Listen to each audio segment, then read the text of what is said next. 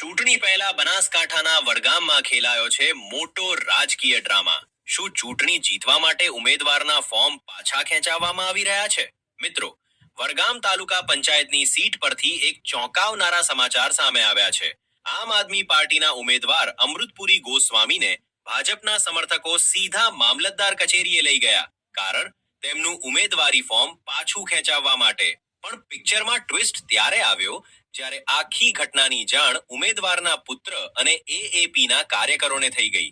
તેઓ ફિલ્મની જેમ સીધા પહોંચ્યા મામલતદાર કચેરીએ. પુત્ર અને કાર્યકરોએ ભેગા મળીને મોટો હોબાળો મચાવ્યો. પોતાના ઉમેદવારને ત્યાંથી સહી સલામત પાછા લઈ ગયા અને ફોર્મ પાછું ખેંચવા દીધું નહીં. મામલતદાર કચેરીનો માહોલ થોડા સમય માટે રીતસરનો ગરમાઈ ગયો હતો. ભાજપ અને આપ વચ્ચેની આ ખેંચતાણ હવે કયો નવો વળાંક લેશે તે જોવું રહ્યું. તો મિત્રો, ગુજરાતના આ રાજકારણ વિશે તમારું શું માનવું છે? કોમેન્ટમાં ચોક્કસ જણાવજો.